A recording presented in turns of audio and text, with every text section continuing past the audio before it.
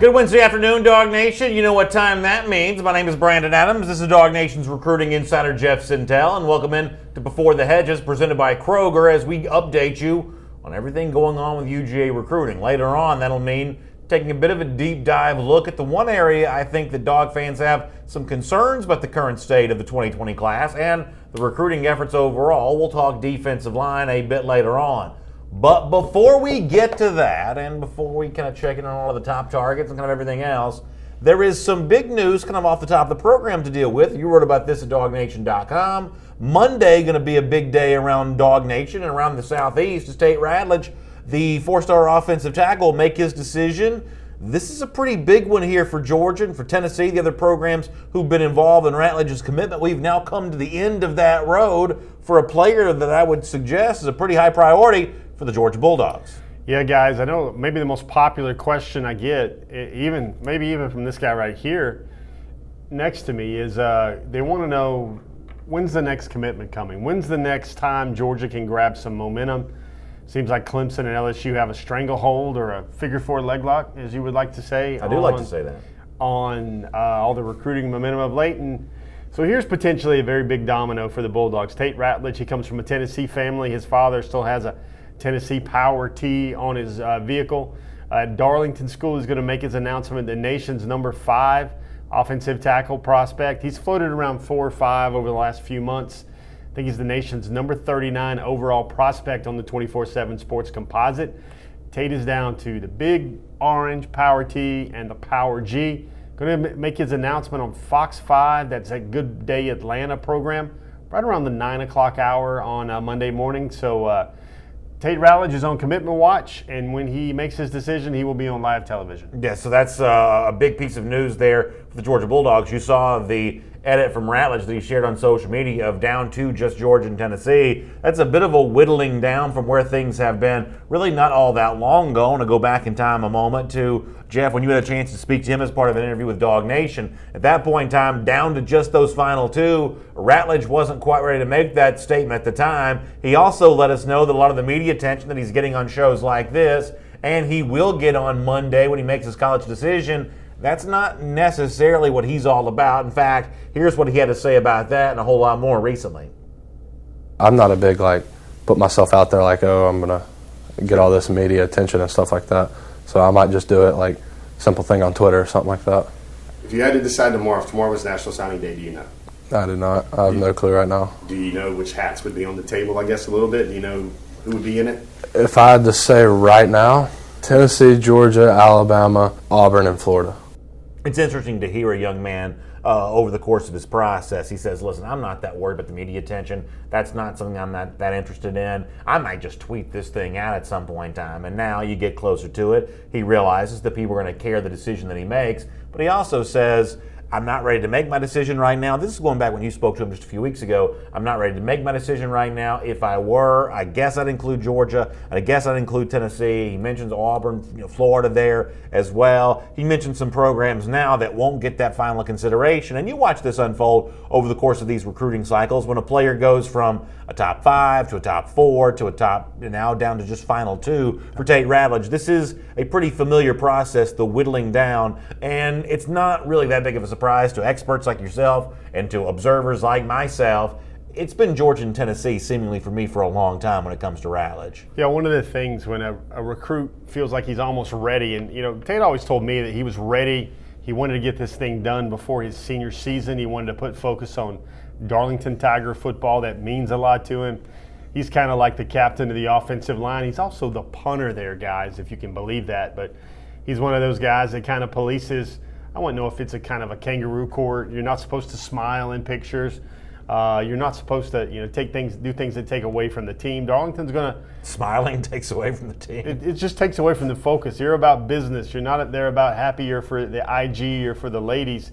So with Tate, he's always said that schools that he feels the closest to and he has the fewest questions about were Tennessee and Georgia. Yeah, Justin Sisk says Knoxville and Athens are both about 3-hour trips, but if Dad likes Tennessee, I just don't know. In fact, let's hear a little bit more from Ratledge on this, because he does talk, as Jeff said, about that comfort level that he has with the Vols, but also the program in Athens too. Here's a little bit more about what Ratledge has said about that in the past, courtesy of Jeff Sintel and Dog Nation. Which one of those schools do you have the fewest questions about by now? Georgia and Tennessee. I've been there the most, and I've built great relationships with Coach Frank, Coach Pittman. Every time I go down there, it's not like tour of everything. It's getting closer with the coaches and building those relationships. I like Athens. I mean, I feel like I'd be happy there if I wasn't playing football. Like, I could live there. And Coach Pittman, he's probably the coach that I've came closest with over my time being recruited. So an interesting statement. He says, yeah, I'm close with Will Friend, the Tennessee offensive line coach, but Sam Pittman's probably the coach I've become closest with over the course of my recruitment. You also mentioned before that his dad does have that Tennessee sticker on his truck, but as Ratledge told you, the dad's also told Tate that he'll pull that sticker down if he makes a choice other than Tennessee. So that doesn't seem to be, at least in my mind, as Justin Sisk pointed out, a tremendous obstacle in this recruitment, but there is certainly a level of familiarity and comfort with the situation at Tennessee, much the same way there is with the University of Georgia. Yeah, and I know people are sitting there thinking about Tate Ratledge, and they're going to go like, okay, nation's number 5 tackle, could Georgia pair him with the nation's number 2 tackle in this class? Isaiah Wilson and Andrew Thomas are not long for Athens. I don't know if they both have seasons left of eligibility on the offensive line for Sam Pittman's Great Wall of Georgia, and what a reload it would be if Georgia could go get Broderick Jones, who's already commitment in hand, and then land the commitment of Tate Ratledge as well. And you look at that film there, Brandon, I think it is very interesting. You've lamented a little bit about Miles Murphy and heading off to Clemson or having a final 2 of Clemson and Auburn.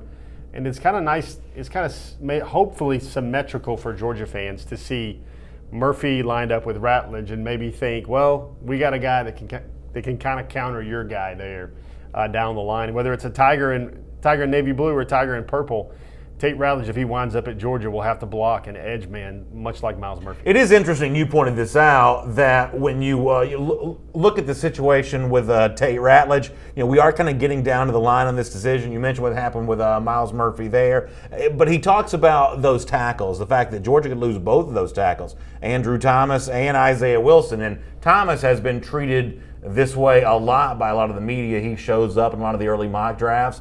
Isaiah Wilson has not been quite as much so, but in terms of making the decision he might make to come to Georgia, Ratledge is citing the fact that Georgia could lose both of its starting tackles after the 2019 season is done. Yeah, I think when you look at Isaiah Wilson, especially this spring, and you saw what he could do, and folks got to remember, he only still has, 14 games of playing experience at Georgia right now, but it seems he's made a progression with his body, his temperament, the way he simply gets after it, and that right tackle spot. I think when Isaiah Wilson does go to the NFL, they're going to see that height and weight. They're going to see that way that body looks.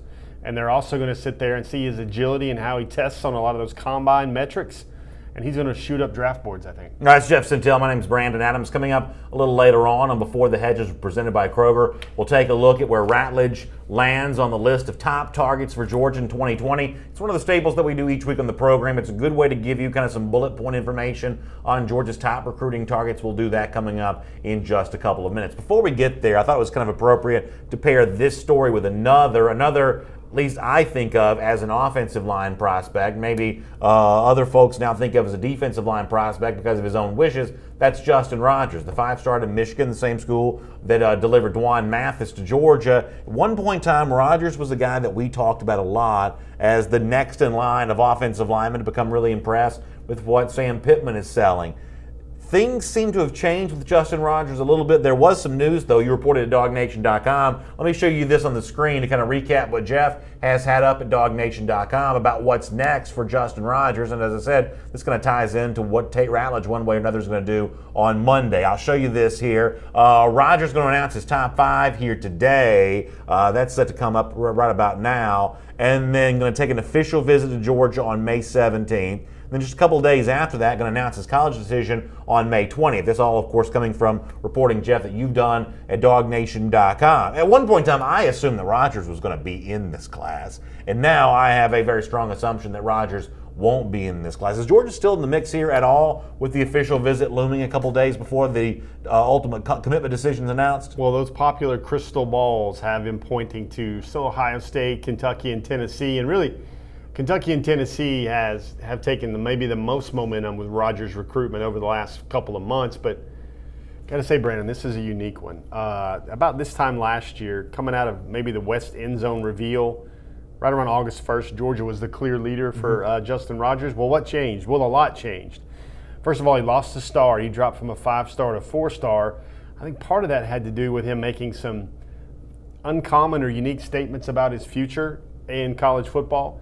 All the film, and he's rated still as the nation's #1 offensive guard, but Rogers kind of put it out there that he wanted to be a defensive tackle or an offensive tackle at the college level. So that's a very risky evaluation.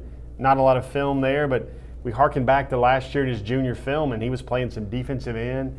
He was playing some tackle there. He was playing some inside linebacker, middle linebacker, showing off what he could do there. And I think simply what it looks like to me is Georgia does have the coveted last official visit slot. And I think somewhere during the scavenger weekend, maybe they're just going to cut the brass tacks, Brandon, and Georgia's going to say, listen, son, are you a guard? Are you a tackle? Are you a defensive tackle? Or you wear whatever you think is your best fit on our football team?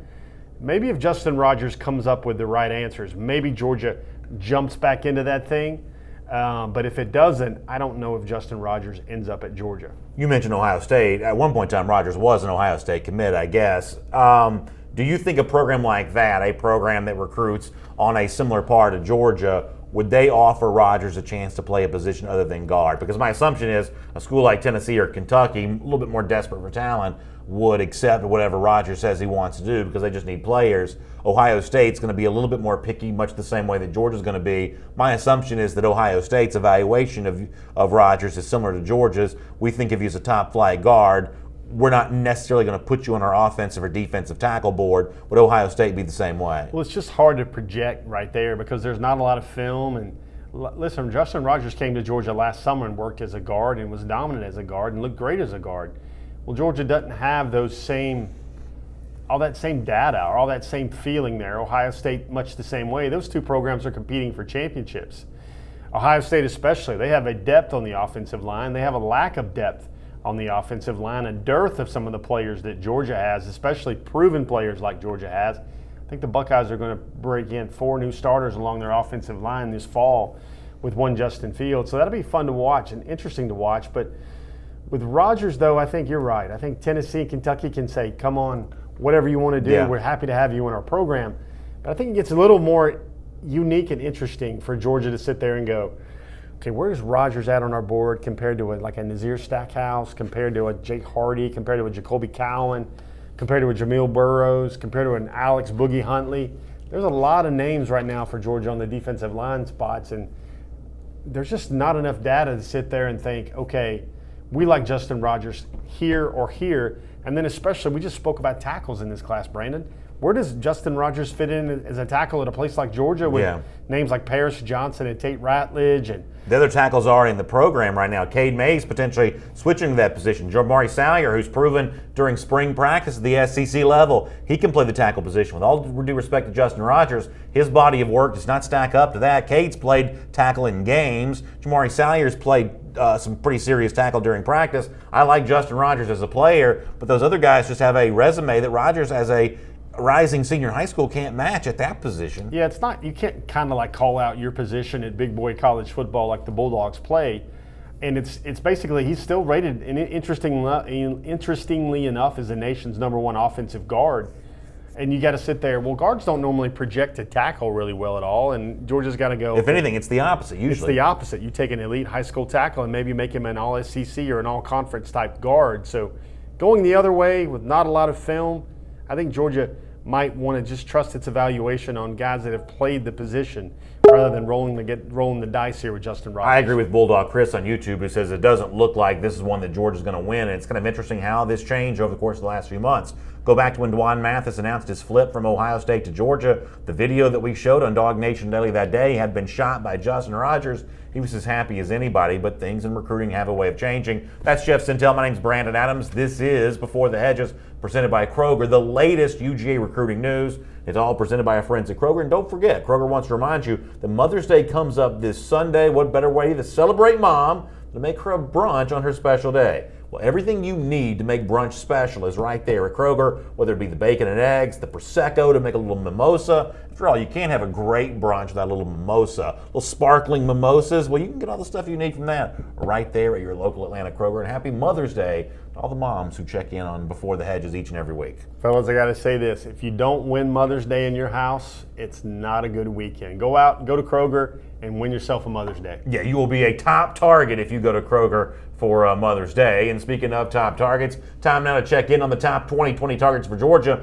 We have talked about a guy already on today's program that's undoubtedly going to be on this list once again, but let's see where he falls. Starting with name number 1 on the list, top 2020 targets, something we do each and every week here on Before the Hedges presented by Kroger. And obviously, if I'm filling out my own list, Jeff, my name is the same as the one you see here, the 5-star running back, Kendall Milton, one of those guys that Georgia had a chance to entertain on G-Day, and now waits for Milton to kind of follow his process here, considering a lot of major national programs. One way or another, it seems like he's going far from home to play his college ball. I guess the question becomes, what's next in the recruitment of Kendall Milton? Yeah, Milton, I don't know how big a deal we should have made of it, but Milton was really impressed with Georgia at G-Day, besides like the pomp and circumstance and the fans and the dreary weather, but he really reiterated to me how well Georgia gave him a glimpse of life after football at Georgia, how they prepare their players and their student athletes with the path for success once the air runs out of the football. And I think the next steps there for Kendall Milton is he's taken a lot of visits over the last month. I'd look for him to shrink it all down to a top 5 and maybe take at least one official in the month of June. Name number 2 on our list, top 2020 targets for the Bulldogs. Here are the names to know right now, and it's an in-state name, or Rick Gilbert, the 5-star tight end from Marietta. What's the latest on Gilbert?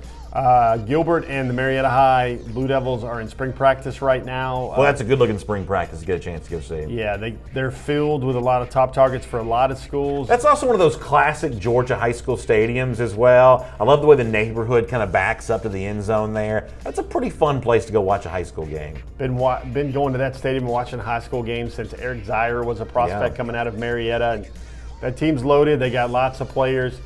You hear the name Tennessee a lot there with Eric Gilbert as well, but at 6'6", 250, really, he's basically a wide receiver in a tight end's body.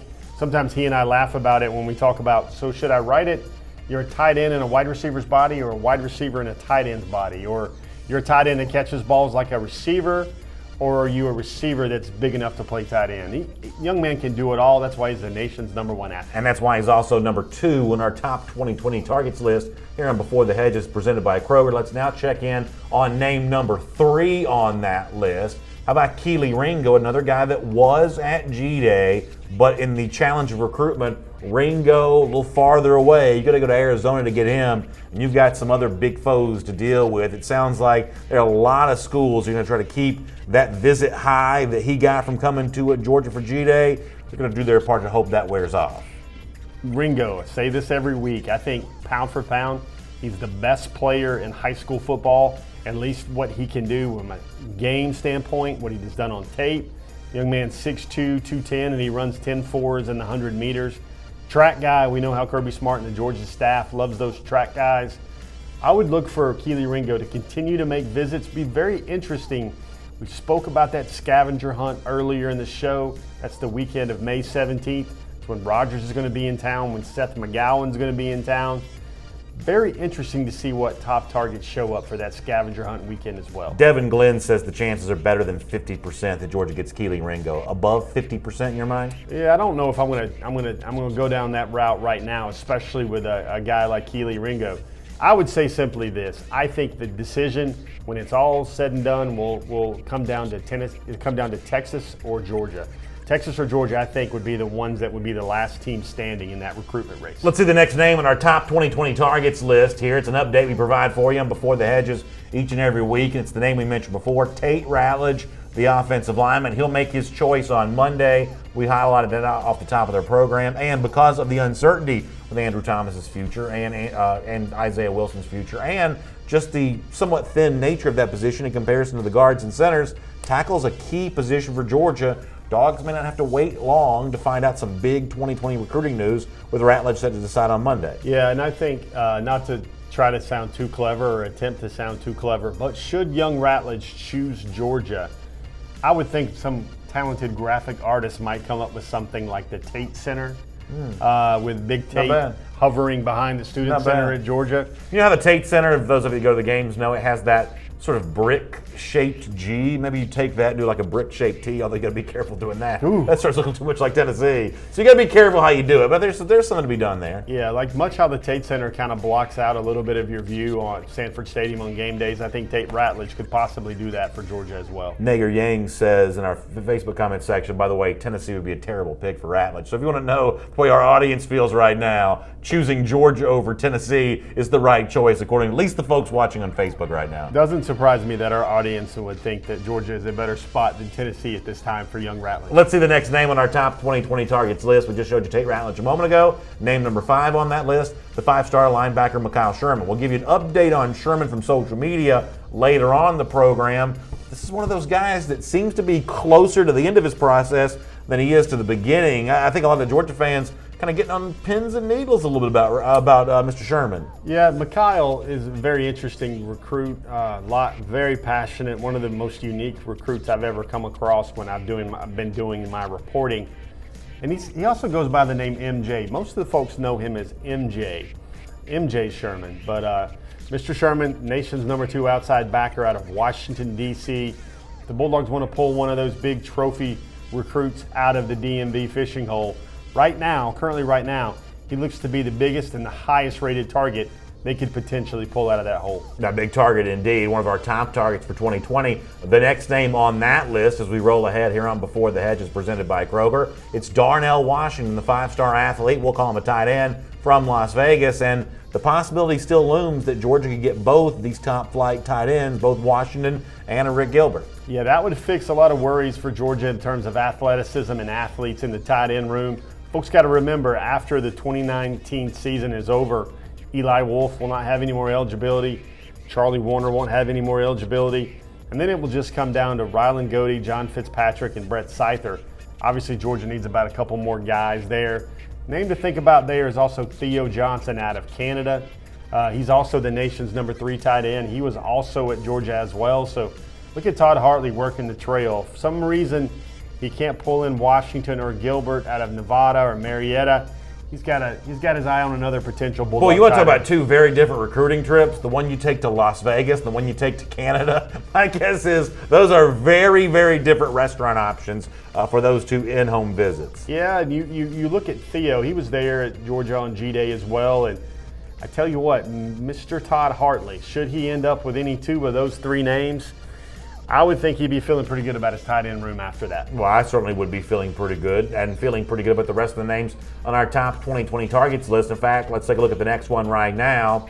It's Marshawn Lloyd. I agree with something that Joseph Kennedy said on our Facebook comment section a little earlier. We started our list with Kendall Milton, but Joseph Kennedy says Georgia needs those 2 elite running backs. That's why, for me, Lloyd is, not as crucial for me as Milton, but the presence of both Milton and Lloyd, to me, is a crucial storyline for Georgia. It needs 2 elite backs for this 2020 class, I believe. Yeah, the parallels, I don't know if it's quite Sony and Chubb. It might be more like Chubb and Swift a little bit. I see a lot of Swift's game in except the dead leg out of Marshawn Lloyd. He ran a 4.51 on the laser at the Washington, D.C. opening. Still expecting him to make a cut down to about 12 schools any day now. Comes from a tremendous program out of DeMatha Catholic in Hyattsville, Maryland. That would be another one of those big targets out of the DMV fishing hole for Georgia. By the way, Bulldog Chris says Marshawn Lloyd at 90% to come to Georgia. That seems a little high for me on Marshawn Lloyd. A little high, 90%? 90%?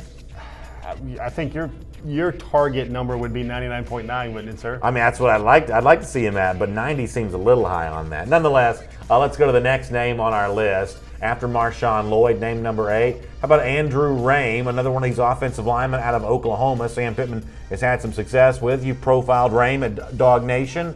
How do you feel about the current state of this relationship? So really, he's told me basically the one recruiter that he speaks to the most and at length the most is Sam Pittman. And we've, I think, said on this program a couple times how when Sam Pittman targets and sights up a guy, he usually doesn't miss. Give a big credit to Andrew Rain, still playing high school baseball right now in Broken Arrow High in Oklahoma. On his birthday, sir, I think he had 4 hits and 7 RBIs on his birthday.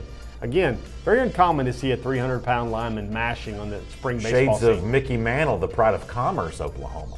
There you go, Brandon, showing off what you know. Indeed. Let me show off the rest of our top targets list here. Let's take a look at name number 9 on that list. Another offensive lineman, Cedric Von Pron out of New Orleans. Pittman seems to be able to get who he wants, and these seem to be some of the names that he has highlighted. See a lot of intersections there between between Georgia and Oklahoma for a lot of these offensive line targets. Cedric Von Pron, that's the guy that that Kirby Smart gave the aux cord during his visit for a spring practice. Cedric's going to take his time with his recruiting. He's going to commit when he wants to commit and announce when he wants to announce. Nobody's going to move him off his threshold for that. Brian Kephart says he just likes saying Von Pron. Von Pron. It's kind of a nice thing to say. Is it Von Pron or Van Pran? Von Pron's a lot more fun to say. It's more the German influence there because he laughs Van about Pran doesn't have quite the same ring to it. I just think folks want to see SVP at Gardner Center for UGA. Philo Beto says you have Andrew Rain ranked ahead of Von Pron. Do you think that's reflective of Georgia's thinking too? I think what Rain does is Rain is more of a Cade Mays type. I think he's a guy that can play tackle. He's told me that Sam Pittman believes he can be an Isaiah Wynn type tackle for Georgia. You know, maybe not the biggest size, but great feet, great length, smart mind, really physical. But then I still think of a guy like Cade Mays with Andrew Rain, how he can play tackle guard and give you a lot of options there. Let's quickly see the last name on our list, our top targets for the class of 2020.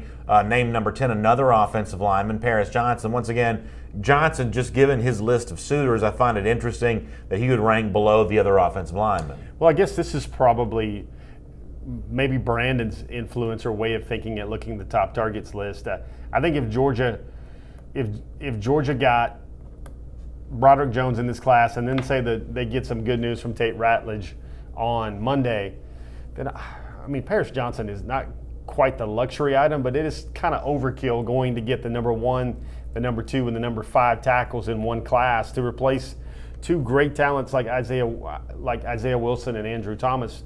The thing there with Johnson, though, is Johnson to me seems more like of a redshirt candidate, much like Isaiah Wilson. You don't see a lot out of Johnson at the camps.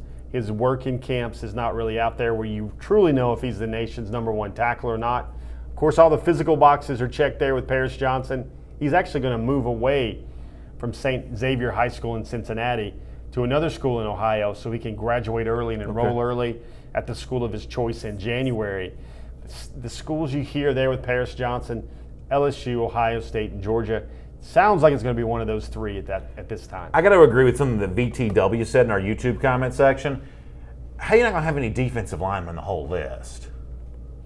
The whole list. We're going to talk defensive line in a moment, but come on. I feel like we have to come up with like a more sensible defining characteristic for how you get to be top target. Because right now, of Georgia's top 10 targets, a handful of them better be defensive linemen. Well, I would say this. What we always do with our list is it's not simply the highest rated guys. It's not simply the guys that like Georgia the most. It's more of a mixture or a gumbo of need, where they fit on the depth chart, and then also just the way these cats can play and how well they can play college football.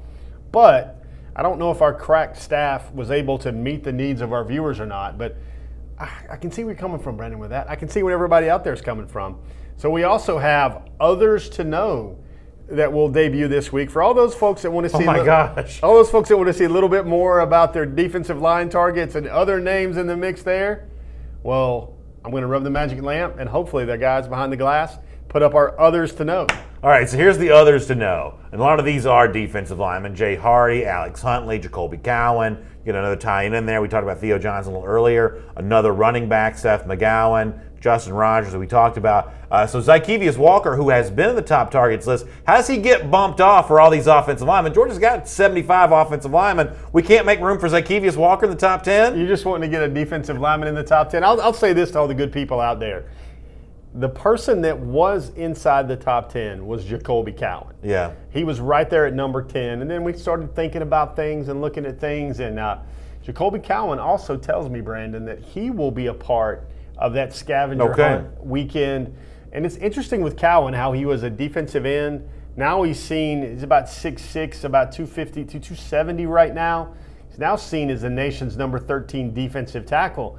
For folks that want to see a little bit more beef in Georgia's recruiting board or on the class list for 2020, I think Mr. Jacoby Cowan is one of those names to know for 2020. Well, and let's kind of roll with that because Philip Jordan Wells in our Facebook comment section is laughing. He says, oh, it's another defensive line panic post. But let's talk defensive line for a moment because I do think justifiably there is some legitimate concern about this. I mean, after all, here's what we've seen recently. Brian Brzee, without really any strong consideration for Georgia whatsoever, seemed to be very happy with his Clemson decision recently. We've had Miles Murphy, the in-state product from Powder Springs. He's come out with his final two. Georgia's not even on the podium for Miles Murphy. He's choosing between Auburn and Clemson for academic reasons.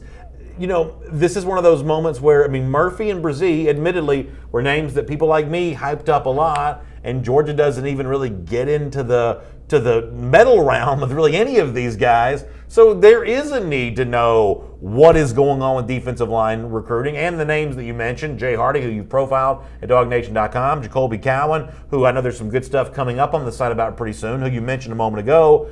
You know, both in terms of where does Georgia stand in its relationship with these players and how do they compare as players in terms of what Georgia is not going to get in Miles Murphy and Brian Brzee. Let me say a lot by saying less right here. I think give Mr. Trey Scott about 4 or 5 weeks into the 2019 football season, and I think a lot of folks will back off him a little bit about the defensive linemen, especially the defensive line development.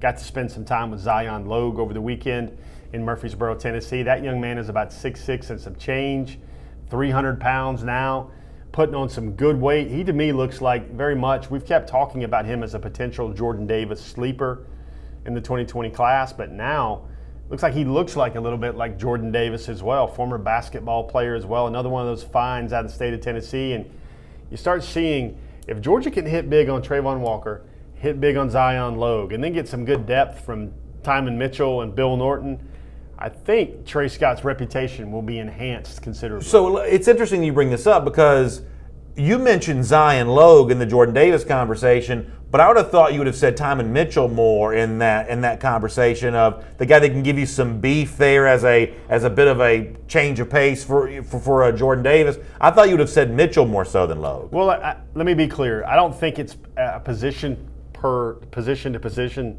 symmetry there at all. I don't think that's clearly he can play that position.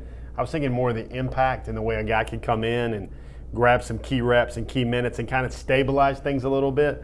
I think Logue can do that. Because Mitchell's the bigger between the two, right? No, Mitchell's about 6'3", 315. He's more of the smaller. He's a true nose guard type. When I mean small, I don't mean 315. I mean 6'3". Logue's a guy that's going to be hard for folks to deal with at 6'6" and a half and about 3 bills now, which is where he's at. He's coming in very, very ready to compete, wants to be at Georgia, wants to be a Bulldog, wants to represent his home state in Athens, and really, really wants to make that travel squad and help Georgia in the SEC. So tell me why I'm wrong about this. I guess my assumption is, and I know a few pounds doesn't make a big difference, but because Mitchell is heavier, to me, that's the easiest transition to make at the college level. Now, for all I know, Kirby Smart's going to say the first day of summer he needs to lose weight because he said that playing with some of these big guys they brought in. Kirby may do this again. And we talk about this on Dog Nation Daily all the time for those of you that listen or watch that program. I think the defensive line, and I like the crop they signed for 2019, but I think the defensive line is a really tough position to play as a freshman. Even for a guy like Trayvon Walker, who I think's trajectory as a player is north of this ceiling, I think as a freshman, I think that's a tough thing to do. So if you said to me, which of these freshman defensive linemen is most likely to make the impact, I know this may seem silly and maybe surprising, I would have said Mitchell more so than anybody else because he is the heaviest, and Jordan Davis showed you that that's the one thing that you can bring with you onto a field as a freshman. You may not know everything there's to be known, but if you line up across from a center and you just occupy space, that's really hard to deal with. Well, I think the thing for me is, Davis was a mountain of a man, but he could also move a lot. You remember how Kirby Smart would always talk about how he lost weight and got in good shape? Nobody really knows how those big boys are going to import themselves into college football.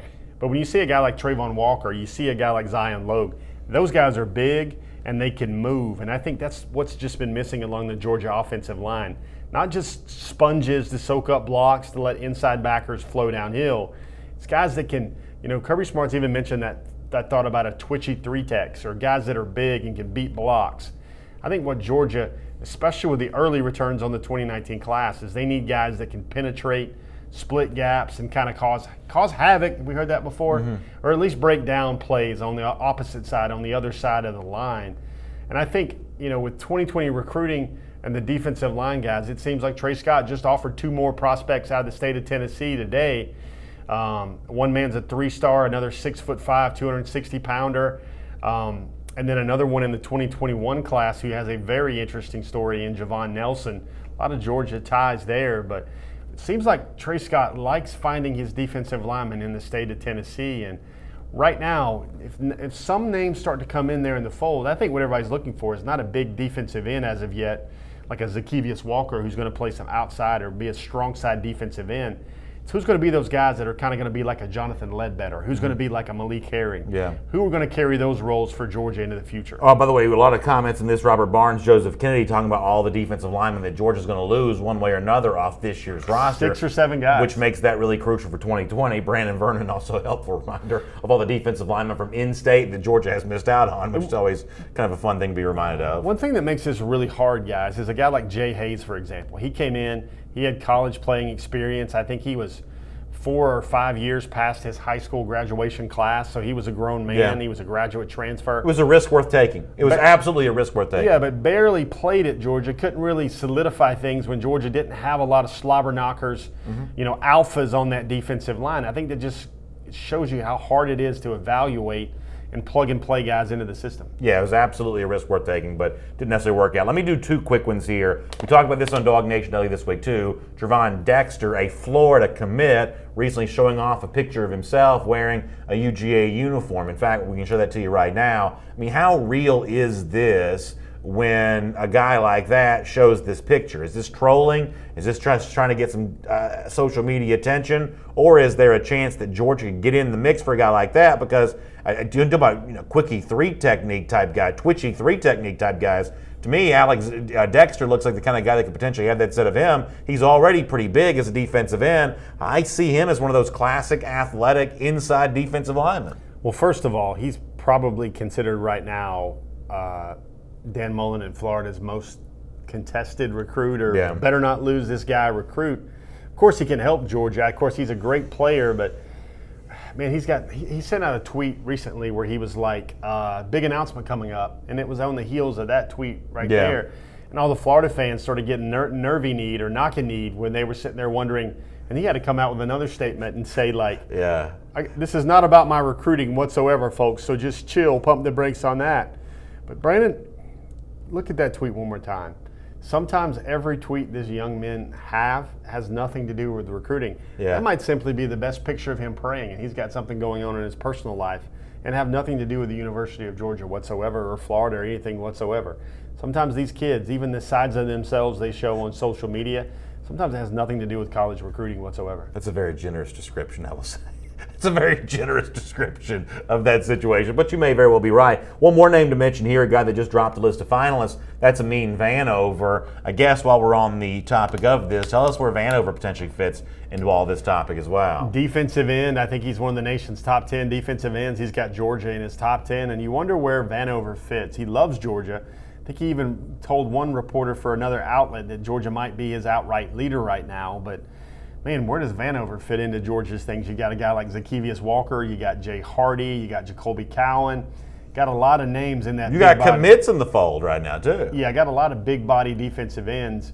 Be very interesting to see when all is said and done whether Georgia's current commitments at that position end up being their signees at that position. Happy Mother's Day from your local Atlanta Kroger. You know, everything you need, from sweet treats to buy one, get one on Russell Stover box chocolates to greeting cards and gift cards, it is all there at Kroger. They can even get flour delivery, which is kind of a cool thing, especially if your mom lives a little bit away. Whether it be local, worldwide, you can get that all at your local Atlanta Kroger. Here's just something to do. Go to Kroger.com and you can get information on the Mother's Day bouquets, the roses, more, and you can have it all delivered right there to the door. When that door's knocked, Mom's going to have a big smile on her face, courtesy of your local Atlanta Kroger, so please make sure you check that out. Now, coming up later on, courtesy of Kroger, we'll do a $50 Kroger How About Them Groceries gift card. That's part of today's program. Jeff will also share his weekly six-pack as he tries to stump us with trivia questions. Before that, though, let's catch up on just a little bit of online chatter here for a moment. And we addressed the situation with the defensive line. Well, this is a little farther down the trough, maybe, but one of the things that Kirby Smart has made a big part of his efforts at Georgia is to upgrade the walk-on program, adding those guys. And Cade Brock's a guy that's got some walk-on offers to sift through right now. Mentioning a situation in Georgia, getting a chance to be a PWO there at the Dogs. Also Tennessee recently, I guess, kind of getting in on Cade Brock there as well. And I'm not going to tell you that Brock's going to light the world on fire at either one of those programs, but it is an example of Georgia saying we're going to leave no stone unturned, including a chance to really scout and evaluate preferred walk-ons, make the program as deep as it can possibly be, even beyond the ranks of the scholarship players. Well, yeah, I know you're being very generous with kind of pulling your obvious point right here a little bit, Brandon, but Cade Brock is Tate Ratledge's teammate at Darlington High School, and Darlington School, and both of those tweets from both Tennessee and Georgia came out within hours of one another. That's really interesting. So you sit there and you go, you got to put the emoji out there for that one a little bit and wonder, okay, he's set to commit Tennessee, Georgia, his best friend, very close, yada, yada, yada. It seems the timing is awfully fortuitous for him to get preferred walk-on offers from both of those. And let's be very clear here. Cade Brock's a pretty good defensive lineman, especially a high school defensive lineman. Very well respected by the coaches that are up there in that region, in that single A area of private school ball in Rome. And I don't want it to look like the obvious here. I mean, he's a good football player. He'd be a great depth guy and an early guy for whatever school he chooses. But now he has the chance potentially, should his thoughts align with those of Mr. Ratledge, that those two boys could continue playing ball together. And for, I don't know, everybody's dream out there that played high school football, if you could somehow find a way to play big-time football and one of your best friends and your best teammates join you, that's living pretty good right there. That certainly is true. In the category of the one that got away, Brian Brzee continues to put up big numbers as he broadcast on social media this week.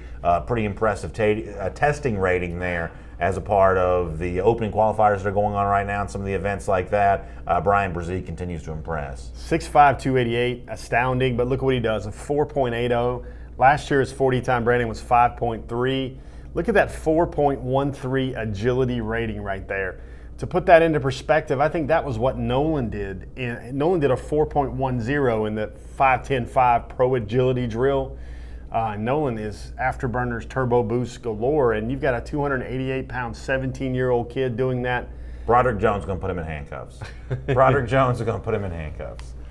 He's going to block him every college football playoff in the future. Broderick Jones is going to lock him down. Brzee is a truly, truly special player with those numbers. Jalen Kimber, who's an elite cornerback for Georgia in the 2020 class, did that in 4.0.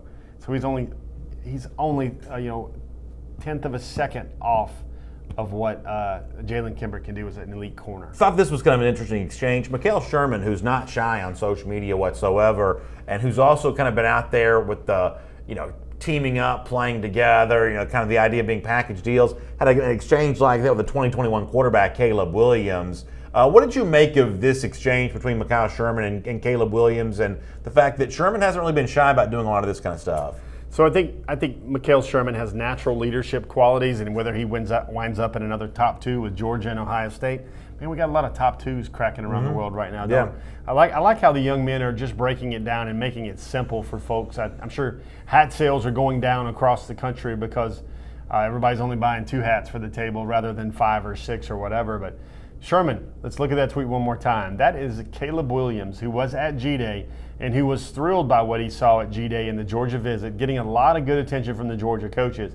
That's the nation's number 2 dual threat quarterback out of the class of 2021. He's also out of the Washington DMV, D.C. area, plays for Gonzaga, and he looked very, very good at the D.C. opening over the weekend as well. And you want to start talking about a 2021 quarterback, Brandon? You want to start getting in that dual threat quarterback again? Not too early to talk about that. It's not too early to talk 2021 quarterbacks. I think, Brandon, is it too soon to get back in the dual threat quarterback conversation? Not for me. Have you healed up from those old wounds and ready to get back in a dual threat? I'm fine. You get right back on the horse and you ride again. Caleb Williams, very special player. And for folks that wonder about, top 2021 targets for Georgia at quarterback, I do think Caleb Williams' name is very much at the top of that Well, list. along the lines with Mikhail Sherman, Joel Moody says we need Sherman to get on board and help Carson Beck with recruiting. Charles Felder also talking about that. The 2020 quarterback, the commit Georgia has, he says that he likes the way that Carson Beck is working with a lot of these top prospects right now. He seems to think they have a pretty good relationship. We shall see on that. One more little online piece of chatter I want to show you. This is not recruiting related necessarily, but we did a story on this at DogNation.com a little earlier this week. How about Richard LeCounte? Pretty confident language here, the Georgia safety, saying, look my brothers in the eye for the last few weeks. I seen a look in their eyes I haven't seen before. We're ready to take this season over. I know Twitter's going to be what it is, and a lot of this stuff doesn't really necessarily mean a whole lot, but I'm happy to hear a little confidence in LeCounte's voice, especially kind of given the intense evaluation that I think LeCounte's gone through with many UGA fans. I'm happy to hear him excited about the upcoming season. He has since deleted the tweet, so maybe he just didn't like coming across as something that seemed braggadocious. I don't think it was a big deal. I don't think it was something he should have felt like he needed to delete, but he did choose to delete it. But that is what he put out there early this week. A lot of Georgia fans are going to really like hearing that. Very fierce player, an emotional player. We've known that from covering Richie for all those years, going back to Riceboro, Georgia.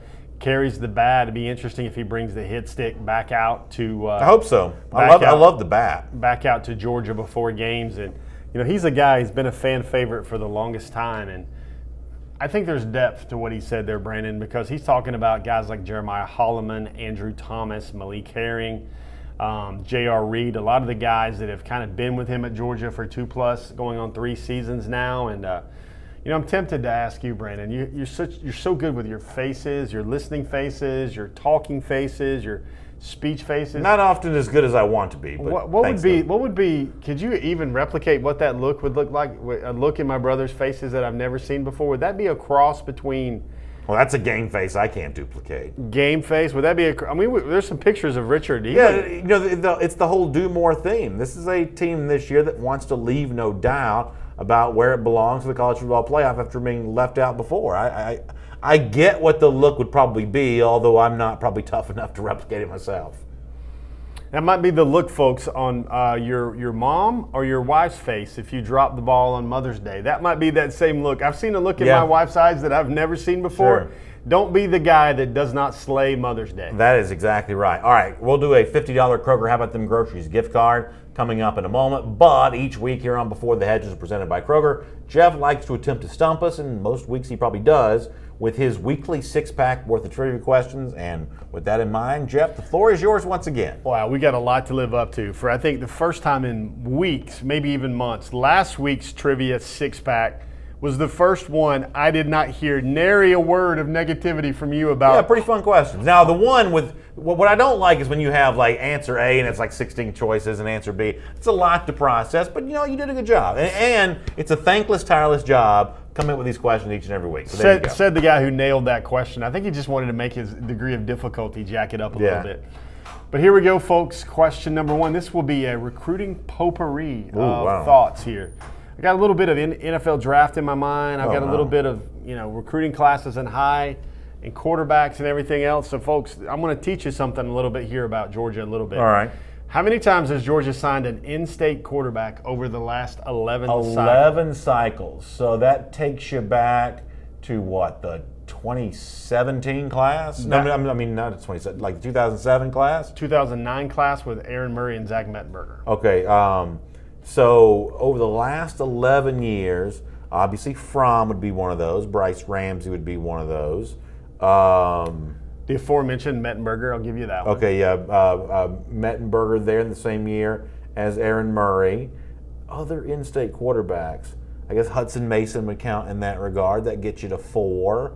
I'm going to assume there's going to be at least one more. I'm going to say 6. Because I'm already up to 4 and I don't feel like counting anymore. I'm gonna say B6. Is that what you said to your 5th grade math teacher? Yeah. Ma'am, I don't feel like counting I'm anymore. up to 4. I'm assuming I'm not. Joe Cox was from Charlotte. It's not him. Obviously, a lot of these guys have been out-of-state guys. I'm gonna assume it's B6. It's B6. So Cold Blood, Bulldog Chris, they all seem to agree. Although you got a lot of folks on YouTube saying C and John Went. I'm assuming not the same one who played George Peterson on Cheers. He George says, Wendt. That's it. George Wendt, excuse me. That's right. He says D. Chris Byer says 6 totally. I'm going to say it's 6. Charles Kaiser agrees. I'm going to say it's 6. My man behind the glass. Are we buzzing Brandon or are we belling Brandon? Buzz. So it's just. Oh, wait. 5 was a choice? Yeah. Why didn't you have them in order? You had 4, 6, and you went to 5? I don't think that's appropriate to sit there and go like that. Like, I know sometimes you look. Why would you mix up the order of the numbers? Because I know some people That doesn't make any sense at all. Yada yada yada. Here's this. I thought it was like 4, 6, 8. Here's his complaint box again, and it's 5. But note that Stetson Bennett is considered an out-of-state JUCO prospect for this. So who was the one that I didn't name then? So you've got you also got to include an in-state quarterback that came in. If you say Grayson Lambert, I'm going to leave this no, set. you forgot Hudson Mason. I said Hudson Mason. Hudson Mason, Zach Mettenberger, Aaron Murray. No, He's from Tampa. no. Hudson Mason, Zach Mettenberger. You've got Jake Fromm. Ramsey. You got Justin Fields. Fields. That's one I didn't say. You talk about blocking something completely out of your mind. That may be one that I have completely compartmentalized. That may turn into a recovered memory at some point in time. Said the guy that says it's all healed up and ready 5 minutes ago. This is what you deal with bipolar BA today. 5 minutes ago, yeah, I'm fine. I'm ready to go get another dual threat quarterback. Now we ask him to remember the name Justin Fields, and he's like, there you go. What? There you What? go. What? There you go. All right, that's pretty good. I like that. Touche, my friend. The hardest part for me is figuring out what the year of 11 recruiting cycles ago was. It's like that basic arithmetic that's the worst thing for me. Well, and I did tell you go all the way back to Murray and Mettenberger, and I gave you Mettenberger, but the other thing to think about there is I know you get a little cagey with me now. You like to think the answer is in an A slot or a C slot, and some people take their standard. I feel like it's bad form to put the multiple choice answers in mixed up numerical order. It's just confusing. Duly noted, contrarian. Right, thank you. Number 2. The flip side of that Wow, good, yeah. How many out-of-state quarterbacks has Georgia signed over the last 11 cycles? So what I'm trying to do, guys, is to get everybody trained to think. Everybody talks about these in-state quarterbacks, and Georgia's got to get this guy because he's a Bulldog. He grew up in the state. That just doesn't happen anymore. It didn't even happen under Mark Richt. I want you guys to collect your thoughts and tell me again. And Brandon, I've messed it up again. It goes 8, 5, 4, 6. Oh, wow. I gotta fire the person that aligns the multiple choices here. All right, so you obviously got Aaron Murray. You've obviously got, well, now I'm all flustered. Why am I blanking on everybody? Literally anybody other than Aaron Murray from Tampa, Florida. Because we're talking about Matthew Stafford's well before this. Why don't we start with the 2019 class, sir? Yeah, obviously Dwan Mathis coming out of Michigan. Jacob Eason out of Washington, that gets you to 2. Murray gets you to 3. Jacob Park. Yeah, Jacob Park from out of South Carolina. That gets you on there. Christian LeMay. LeMay was prior to this, though, right? No, Christian LeMay. Is LeMay not older than that? No, LeMay was after Murray. Is that right? I have no. To me, it was well before that. Billy Cloud says 5. Marie Estelle Rouse says 5. Tim Ruff says 8. I'm guessing it's probably about 8. I think was that even one of the choices? Let's go back and look at them and make sure that they're not numerical in order. this convoluted order that they're in. Yeah, 8's the first choice. 8, 5, 4, 6. I'm saying it's probably about 8. For some reason, I can't think of all these names today, but I'm thinking it's about 8. What is he getting today, Connor? What are we giving him on this one? Now, here's the one. 8, and Florida resident Carson right. Beck is set to be 9. Here's the one thing, though, that if you want to make an argument for Georgia signing more in-state quarterbacks, which I just want to see Georgia get good quarterbacks one way or another, but the one argument would be is the crop of quarterbacks at Georgia in the state, over the last few years is greater than it's ever been. And I know sometimes this kind of stuff can seem cyclical and kind of fluky, but when it comes to quarterbacks in the state of Georgia, especially around the Atlanta area, I don't personally believe that's a fluke because a lot of this stuff is determined by populations. Think about the states that have historically had the best quarterbacks. California, Texas, Florida. One of the reasons why that's true is because these are also among the most populated states in the country. As the Atlanta area has grown in population, all populations are going to grow as well, including the quarterback prospect population. So years ago, you did have to go out of state to find a quarterback. The Richt era, that was pretty much the hallmark of the discussion. It's not quite as necessary anymore, and when you got one like Deshaun Watson or Trevor Lawrence, it probably helped to actually win that one. Well, there's just so many good quarterback gurus now in the state of Georgia, especially the Atlanta Metro. You got Sean McAvoy, you got Ron Veal, you got Tony Ballard, you got Quincy Avery. I mean, there's a lot of guys that just train up hordes of young quarterbacks now in the state of Georgia. There's just better quarterbacking prospects in the state now than there used to be. And I'm going to go through a landmine here, and I'll probably, poke the bear here with it. But when you talk about 8, one of the names you got to remember is Georgia signed away Grayson Lambert out of Virginia because he came as a transfer. The same thing with Stetson Bennett. They signed him out of Mississippi as well.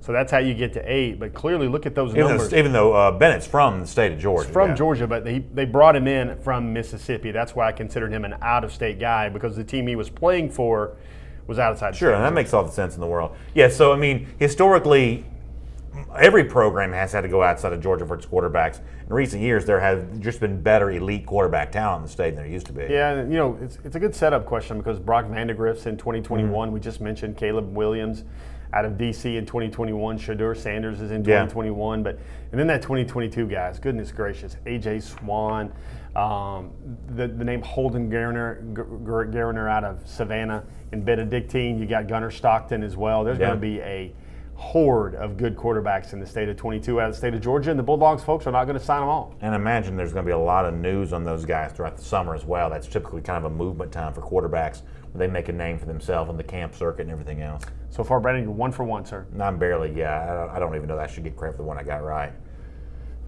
Nice one here. Of the last 8 quarterbacks to commit to Georgia, that's good. How many were once committed to another school? Well, Fromm definitely was. Fields definitely was. That gets you to 2 right there. Keyword is commit, not sign. Commit.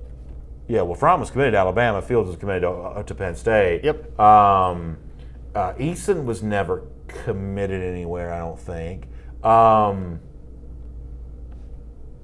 Think about your 2019 quarterback signing. He was committed to committed to Ohio State. 4 different schools. Was he committed to more than Ohio State? Ohio State, then Michigan State. Then that gets you to 3 right there. The rest I'm having a hard time remembering. I don't know the answer to this question. Let's look at the numbers so Brandon can populate an answer. So once again, you got all kinds of convoluted orders here: 4, 7, 5, and 3. The last 8 quarterbacks committed to Georgia. How many were once committed to another school? I gave you my 3. I'll assume that it's actually 3 is a choice. I'll just say D3 because that's the 3 that I thought of. Yeah, 3 you thought of. Connor, what's he getting there, sir? Yeah, I probably deserve that. So 3 of the last 8 commit to UJ. How many were once committed to another school? 5. The number would be 6 if we deemed Stetson Bennett playing at a JUCO as a commitment to another D1 school, but he'd made no other commitment to another D1 school. All right. The number that actually you got to think about those out of the last 8. Remember, John Rice Plumlee was committed to Georgia at one time, and he was never committed to another school as well. So there's not a lot. Like Jacob Eason is one of the lone ones as well, because Beck was committed to Alabama. Mathis was committed to several different schools. Fromm was committed to Alabama. You keep going on down the line, and there's a lot of guys that were once committed to another school before they chose Georgia. So it's more of a flip culture for Georgia a little bit, or just maybe finding a guy that was once committed to another school where they change his mind a little bit. There's a lot of that with Georgia quarterback recruiting right now. That's true. How about the next question? Next up we've got, this is one I thought about for a little bit, and I wanted to make sure we got this, because this is a way, although we always talk about recruiting on this show, and recruiting and stars and highest rated guys. I looked at the last 10 signing classes, and you can't do 2019 and 2018 because those guys aren't draft eligible. So we started with 2016 because there were some players out of the 2016 class that have now been drafted. How many times has the highest rated recruit in one of the last 10 signing classes? This is the number 1 overall player in the country, in other words. No, the highest rated Georgia signing. Oh. I think the question there has been edited for clarity, but starting with Georgia's 2016 class, I want you to look back the years. How many times do you think the highest rated player Georgia signed ended up being the highest drafted Bulldog in the NFL draft? I'm assuming probably never. If you give me the choice of those choices, I'm going to say it's far less frequently you might think, because individual evaluations are all going to be wrong. And unfortunately, some negative examples come to mind of Trent Thompson in the class of 2015, wasn't drafted at all, for instance. So I'm going to assume it's certainly not a 7. It's not a 5. I'm going to say it's 0 or 2. I think the chances of it being 0 are actually better than it being 2. I'm going to say it's C, 0. 0. Man, again, with the way you unpack and just check your defense and look off the safety and make the right read there. I mean, if you give me the choice of 1, I would have taken 1, but between 0 and 2, I think it's more likely to be 0 than 2. Let's check out those answers for everybody. All right, it has been 2. 2. All right. It has been 2. So that's, what can we say there? That normally, Brandon, what I've found, I did all the numbers on this, normally the guy that ended up being the highest drafted Bulldog was kind of a mean or an average of around the number 4th or 5th highest rated signee in each class. Yeah, that's about right to me. I mean, listen, individual evaluations are always going to be wrong. If they weren't, then the best NFL teams would never get a draft pick wrong, but they get draft picks wrong all the time. I think the recruiting industry is really good about designated populations. Here's who belongs in the 5-star category. Here's who belongs in the 4-star category. And for the most part, those populations are going to prove to be accurate. But individual evaluations are, I'm talking about even for whoever you cite as the expert, an individual evaluation about a single player is going to be wrong as often as it's going to be right. We've got a lot of people in the chat. We've got some Gators digs. We've got people asking for you to just talk about George Pickens. I guess they like hearing you talk about George Pickens. Sure they do. We've got a lot of people. A lot of people are, Tommy Boy 2236 is currently 1 for 4 his batting average on. Yeah, these are hard questions today. I don't know why I find these to be quite so hard, but these are pretty hard. So learn a little bit. There's a lot of math. Learn about this a little bit. Now we're out of the math, so we've got different.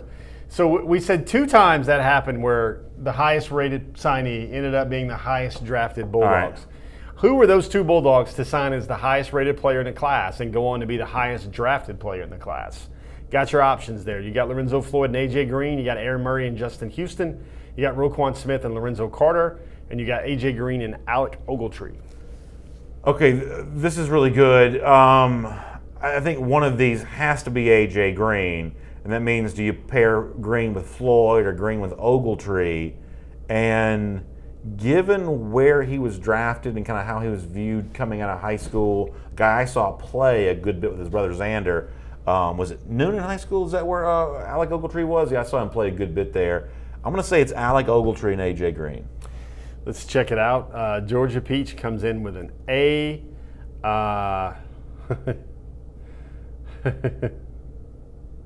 Somebody's having fun. Do you know Dennis Wilson on? Oh yeah, for sure. Dennis Wilson's got Comedy Hour. He's got. Yeah. I got you and Jeff Sintelson. 2nd and 26 lunch with a tall, ice cold 4th and 11. Yeah, regular laugh riot there. Wally Smith says C. John Went, not to be confused with George Went on a stool at Cheers, says A. Philip Jordan Wells on Facebook says D. What do you think the answer is? Crystal Chrissy has D. Dean Butler with an A. Connor, let's let the good world, all these good people on our show, let's let them see what the answer is. All right, there you go. Yeah, Ogletree, boy, he was great in high school. It's amazing when you see these really great players like that, how many different positions they're capable of playing in high school. Ogletree was a terrific wide receiver playing as a part of that Noonan offense. So that gives you an idea of the kind of athleticism that he showed coming out of high school. And I still remember his work in a Georgia uniform as well. Very impressive young man. So back in the day, I think Xander, was he a preferred walk-on or was he actually? I think he was a preferred walk-on. I don't know if he was a scholarship player, but in the high school level, Xander was very, very good. Obviously, in terms of the college prospect level, Alec was just a much better overall prospect, but Xander was a terrific high school player there as well. You don't hear about Georgia doing that anymore, where they would recruit a teammate or recruit a brother in order to get the. And they may have put Xander on scholarship. They may have given him scholarship. He might have eventually became a That scholarship. seemed like kind of a rich thing to do. But, here's what I'm learning over the last few weeks, Brandon. The more you talk through an answer, usually the better you do. Right. If you can give me like 3 bites of an apple of analysis and whittling it down. I can usually whittle it down. If I can get it down to 50-50, I have a decent shot of getting it correct. Moving on. Tram Dickerson is losing big at this. He says he should ask Dabo for advice. Okay, let's say this is a perspective question. Let's say that DeAndre Swift goes for a monster season in 2019 of 1,500 rushing yards. That'd be monster. Where would he then rank among the? The other thing, a quick side road with Swift, he's only has 224 carries at his Georgia career. I think 244 in his Georgia career. That would be a normal year, a Nick Chubb year, a Sony year. Yeah.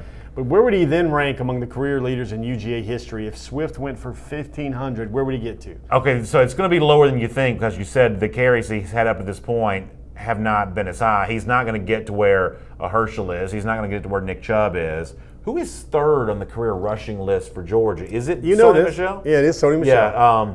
Who is then fourth? Is that help him out here, please, Connor. It's Gurley, man. Is Gurley fourth on that list? Gurley would have also been limited with carries because of being off the field a good bit in 2014. So I'm going to say that with 1,500 yards, Swift could get to sixth. I'm going to say he could get to sixth. Wow. I don't believe he's going to be able to pass Gurley with 1,500 yards, although maybe he might be able to. Enrique Murillo is celebrating because he got one right. All right. Tram Dickerson says B. Hard Times 57 says 6. Georgia Peach has A. Actually, I'm going to change my answer. If he gets 1,500, maybe because he did go over 1,000 yards last year. If he gets 1,500, maybe he can pass Todd Gurley. Can pass Todd Gurley. So that moves your answer to what now? Where do you go? I'll go. Actually, I'm going to stay with. I'm going to say he can get up to fourth. I'm going to say he can get to A fourth. Get to A fourth. So we've got Crystal Chrissy chimes in with D. You got any Facebook love over there? What are the folks saying? Philip Jordan Wells says it's a trap. C. Ace Cranford says D. I'm gonna say that he can get to fourth. Gurley missed a good bit of time in 2014, so I'm gonna say that really hurt his career rushing totals. I'm gonna say that if Swift has that kind of year, he can get past Gurley. So we got the last one of our 6-pack. Connor, what does it say? What does the final answer say? Six. You moved off your block, sir. You had it. I guess I'm just thinking about how much time I thought Gurley missed in that 2014 season. Swift obviously missed some carries in 2017 just by waiting, behind Chubb and Michel, and then in 2018 he was, lightly used at the beginning of the season. So who is fifth on the career rushing list for Georgia then? Well, I'm going to go really quickly. Number 1, Herschel. Number 2, Nick Chubb. Number 3, Sony Michel. Number 4 is Todd Gurley. Number 5 is Garrison Hurst. Yeah, that makes sense. 5, tremendous. Whew. Yeah, that makes sense. Sporty running backs. One thing I'll share, and it's a little bit of maybe an epilogue or maybe a postscript to this story. It's 6. That's where he can get to with 1,500 yards. But if he went for 1,650, which is quite a lot considering Georgia's second back will probably hope to get around 800 to 1,000. If he does get to 1,650, that would move him all the way past Gurley and Hurst into number 4 all time. Yeah. Hurst has 3,232.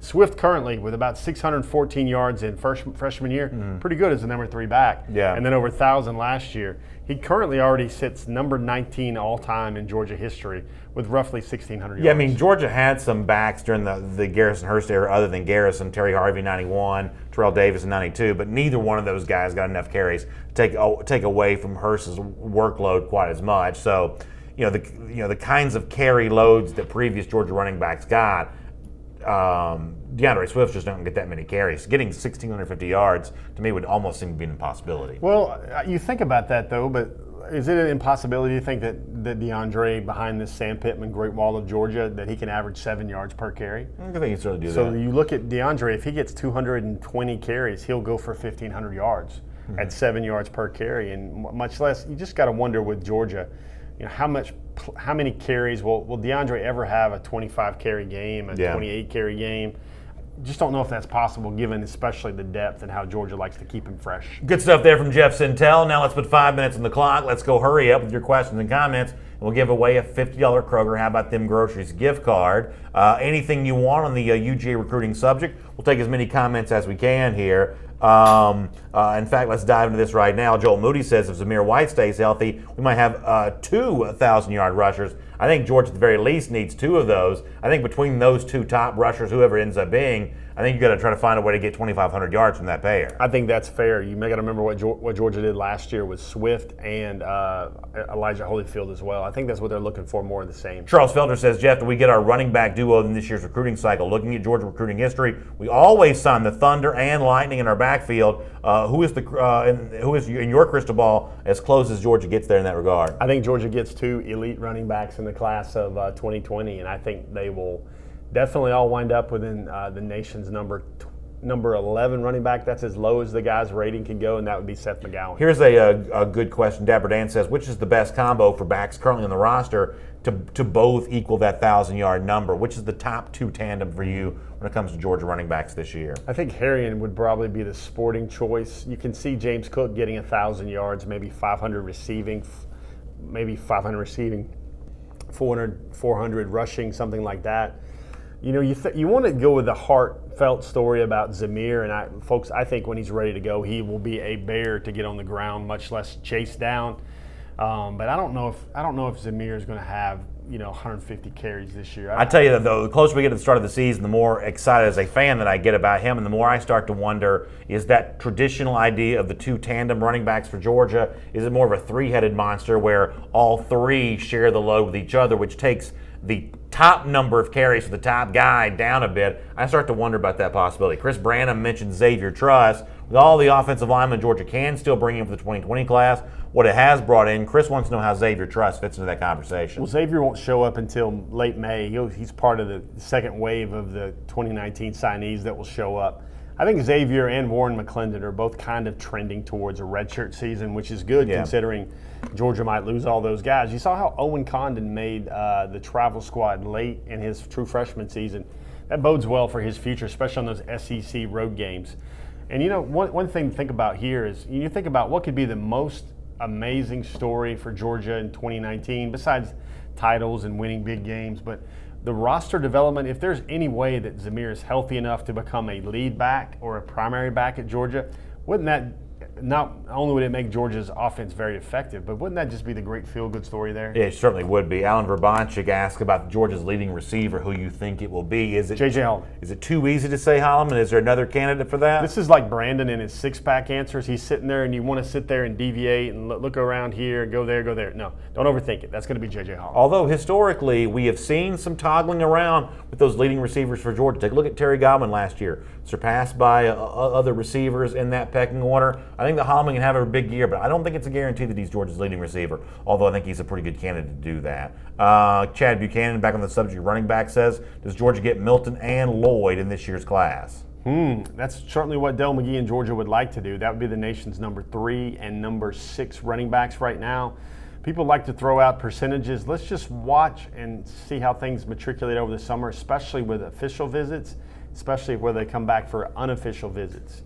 Joel Moody says, after Holloman then, since that's your answer, who will be the number 2 pass catcher? I think Simmons might be the guy there. I think Simmons or Landers might be the guy there. The dark horse there, I know you'd love to hear it because people want to hear you say George Pickens, but if there's any scenario where George Pickens ends up being the leading receiver, is that a good thing for Georgia, or does that mean other guys did not kind of meet their performance expectations? I think it's a bad thing for those receivers who've been passed up by the young guys. I mean, when you look at the way that Kirby Smart talked about Dominic Blaylock, who Wally Smith mentions in our YouTube comment section, and the way that freshmen have impacted the Clemson-Alabama offenses, no reason to think it couldn't happen in Georgia. It might not, but no reason to think it couldn't happen. Let me answer that question is exactly God's honest truth how I feel. If you had to ask me who's most likely to be Georgia's second leading receiver, I might think that might be DeAndre Swift with about 500 yards receiving. Yeah. By the way, Tommy Boy 2236 asking about Tank Bigsby.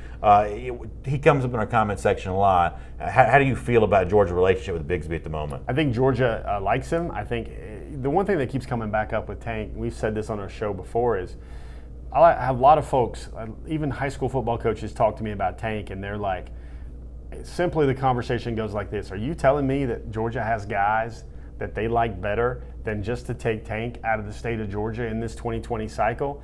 And they kind of just give me that look like, that must be pretty something, because Georgia, I think, values Tank. They like Tank. They continue to talk to Tank, but I don't know if he rates among those top 4 or top 5 backs. Ro Hawkins asked an interesting question. We'll make this our last one. Which assistant coach currently in the Georgia roster most likely to leave at the end of next season? Most likely to leave at the end of next season, a current assistant coach. Not Pittman, not McGee. I don't think Schumann or Lanning are quite ready for that. You got to wonder about Scott Fountain, if somebody wants to make him maybe another position coach again rather than a special teams coach. He was once a tight ends coach at Auburn as well.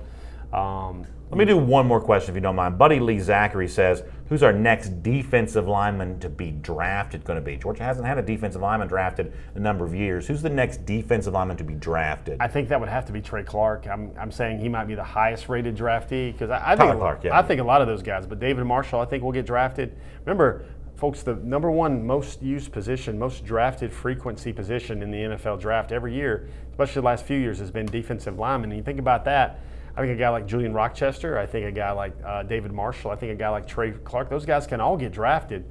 And, one last thing I'd like to do, Brandon, this is the sentimentalist in me. Can we just give maybe 1 minute at a time, and we want mothers to give us questions, and we will give the answer. We will give the Kroger. Sure, at this point in time, we're going to keep the show going all the way to Mother's Day, so that makes sense. I just said 1 minute. Any of you mothers got a question? We're going to take questions for about the next minute. And what I want to do is I want that How About Them Groceries gift card to go to a mother out there. So if you're a mother, feel free to hit us with a question sometime in the next minute, and you might win by default. And the best one of those we'll answer, and you'll get our $50 gift card from Kroger. Yeah, this might be a dude fest at this point in time in the show. But how about the person who does win it? How about they give it to their mother? Would that be okay? Can the person that wins it give it to their mother? Is that fine? Do we have any mothers stepping up here at all? I was going to give the gift card to Buddy Lee Zachary for his question on the defensive line. I thought that was pretty good. Can Buddy Lee not take his mom out to Kroger? Is that a bad idea? Buddy Lee, how do you feel about just get positive confirmation? How do you feel about giving that gift card to mom for Mother's Day? Yeah, I mean, Buddy Lee, you got to be willing to do that for us. So why don't we do that for him?